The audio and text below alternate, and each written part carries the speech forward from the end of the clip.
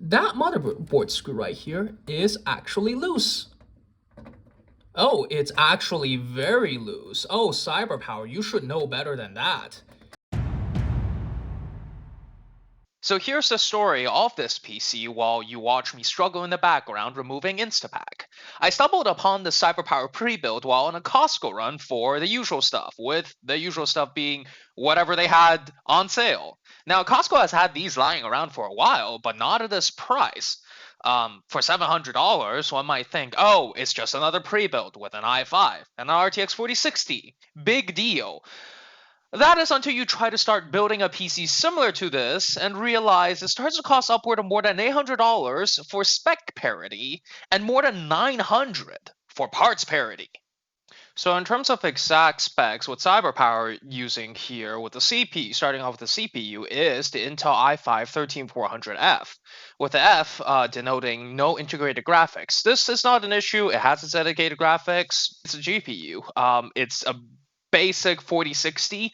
The Costco webpage doesn't describe much, but on the actual PC, it uses an Asus Dual OC for the exact GPU model. Comes with a 2 TB solid state drive, which as confirmed, will confirm in the teardown, is a 800 Legend. It's a very anemic PCIe Gen 4 drive since it does not break the speed barrier of PCIe Gen 4. It actually very much stays within PCIe Gen 3, and I believe it's DRAMless. But hey, it's 2 TB. The case itself, is something you typically see from CyberPower, and it comes with 32 GB of DDR5 memory, dual channel, and 6,000 megahertz on XMP1. It's actually a kit from Team Group, which is pretty good, although a bit overkill for a computer paired with an RTX 4060. CyberPower actually doesn't state on the specs page, at least on the Costco website, what the CPU cooler is. However, it does seem from looks to be a Cooler Master i70C CPU cooler, which is specifically for LGA 1700 and claims a TDP support for 95 watts. The motherboard is the Gigabyte B760MC, which uses DDR5 and interestingly has 4 M.2 slots, 2 of which are connected with a 4-lane PCIe Gen 4 connection and the other 2 only connected via single lane. All 4 of its PCIe slots are also 16 lanes physically, although only one of the slots is connected to 16 lanes electrically, with the bottommost slot connected to 4 lanes and the middle slots connected to only 1 lane. Wi-Fi is also included. Even though it's only a Wi-Fi 5 card, it is accessible enough to where it's certainly upgradable. Things set up. Even though this is the year 2024, I see that we're still using solid front panel cases. At least it doesn't look too bad. This is a very interesting motherboard layout, although pretty sure this Cooler Master CPU cooler didn't cost much money. This apparently has DDR5 and 32 gigs though, which is surprising. Gotta figure out what motherboard this is, because these looks like M.2 slots, but they're sitting vertically, which is even a bit more confusing. And it looks like whatever SSD they're using is an ADATA Legend 800 Gold. I don't think that's that expensive of a unit, but hey, 2 TB, not bad. Cable management on this side looks okay. And if we turn this around, close the side panel. If we remove this, a few moments later. Okay, there we go. Now they're loosened up, and ooh, nice captive screws. More tempered glass. Slide this off in the back, and I mean, that's not too bad.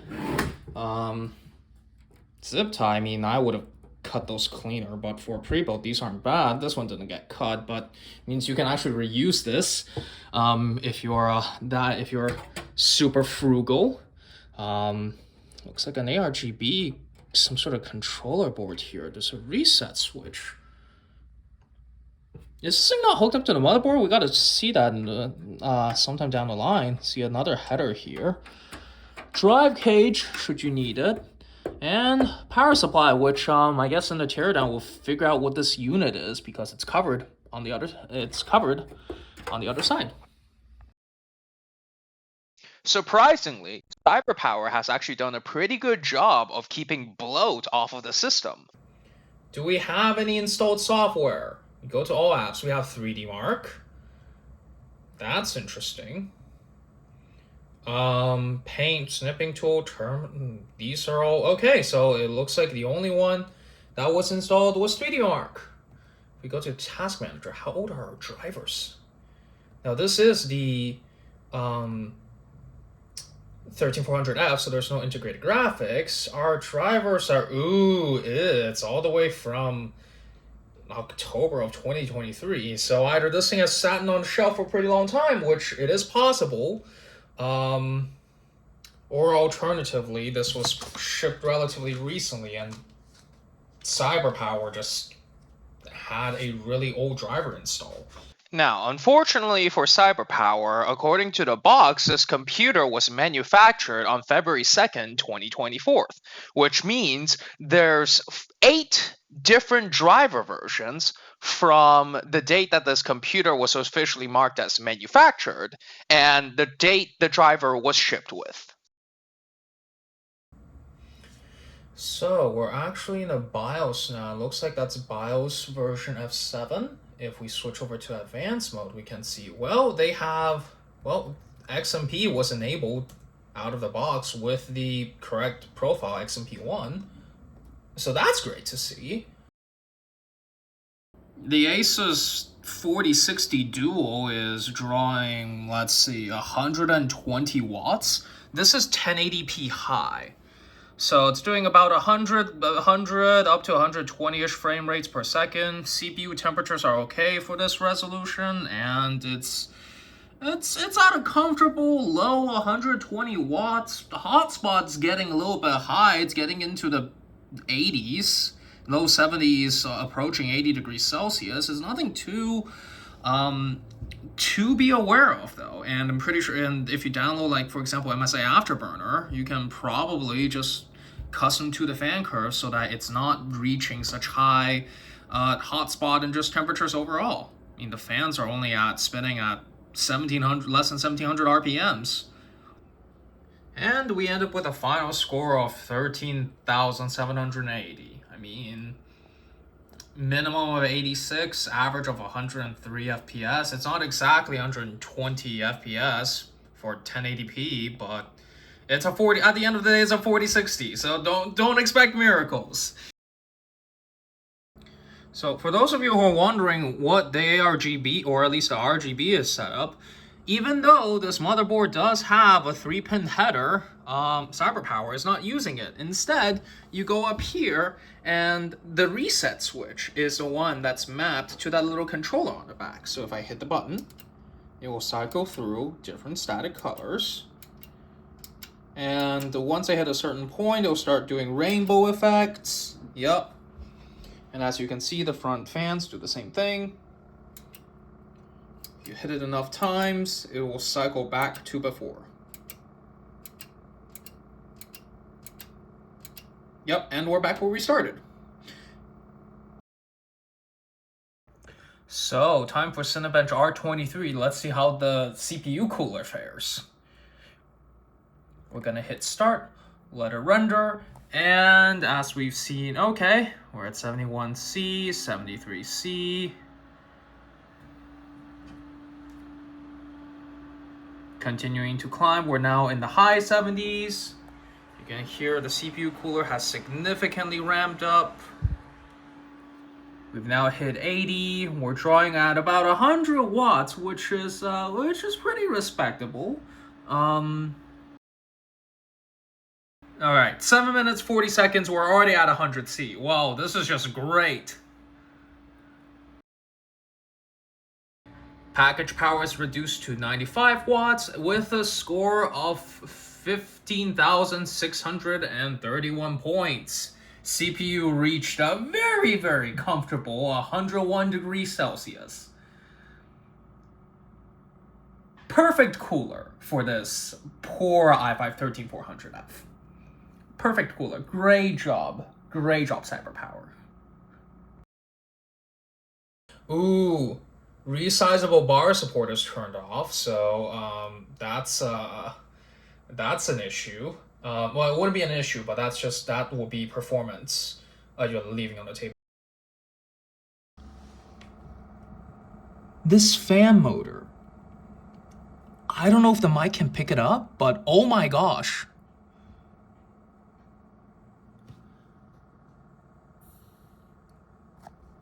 No, it's not the. It's the case fans. Why are they so loud? I don't know. So it turns out at the end of the day, the noise was neither the case fans nor the CPU cooler. It's the power supply. This thing is loud, and it's on all the time. So here's something noticed while I was actually running the benchmark on this thing. On first glance, you look at the cables, you look at the assembly, everything looks fine. I mean, everything's plugged in correctly, everything's wired up correctly. I mean, there's a bit of extra cables over here that they could have tucked behind the motherboard, but hey, at least they zip tied it.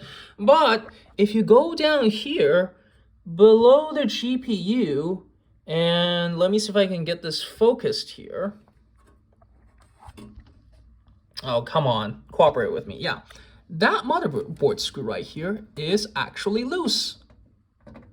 Oh, it's actually very loose. Oh, CyberPower, you should know better than that.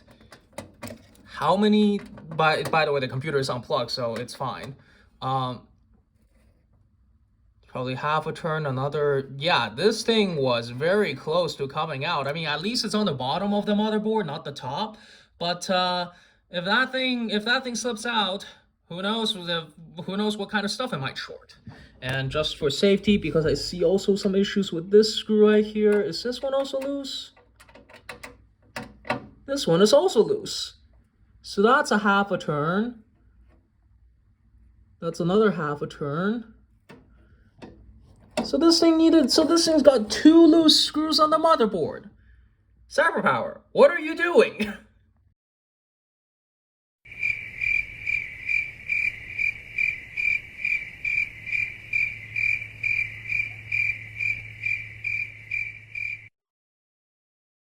If you're someone who's comfortable building your own computer and especially buying used parts, then this thing doesn't make too much sense, even at a discount. But if you are somebody like that, though, you probably already know that. For someone who doesn't know much about computers, I can see the loose screw being a potential issue if it shakes loose and shorts something. The old BIOS and GPU drivers is fine, especially since you can upgrade the graphics drivers, but the BIOS with resizable bar off is a setting I wouldn't expect a novice to know how to turn on, and it is untapped performance. The power supply noise is also problematic on the Appia Prestige 600 watt 80 plus gold, which is corroborated by the PSU's Amazon reviews. There are some problems, but you start off with a very clean Windows build. CyberPower hasn't forgotten to enable XMP out of the box, and cable management and overall build quality, apart from the loose screws, is otherwise okay. It would have been nicer to see a better CPU cooler, but during gaming, where power draw never seemed to exceed 80 watts, it did handle the temps okay and didn't go to the 101C from Cinebench. Now, there is a silver lining here, and it's Costco. Since you've already paid for the membership, Costco has some benefits, such as a 90-day full refund policy, as well as included extended warranty to 2 years. So if you do get cold feet or something does happen to the computer, you do have a proverbial golden parachute to fall back on. So overall, to me, the loose screws are a big red flag. But if we take that out of the equation, CyberPower has done an otherwise okay job of delivering a computer that, to someone who doesn't know much about computers, will probably be very happy with the performance and specs offered on the table. The question is if you can get your hands on one. If you do get lucky at your local Costco, it is a good deal for the spec. However, if you do have a friend who knows how to build computers, maybe ask your friend to do the work and buy them dinner or something. You'll probably get a better deal at the end of the day.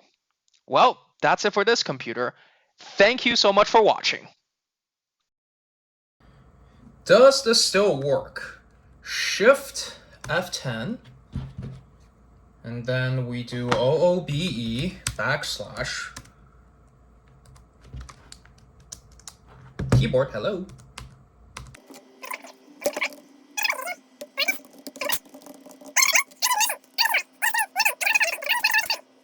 It even selects that. Wait. Oh. I did not have the window selected. Probably helps you have the command prompt selected.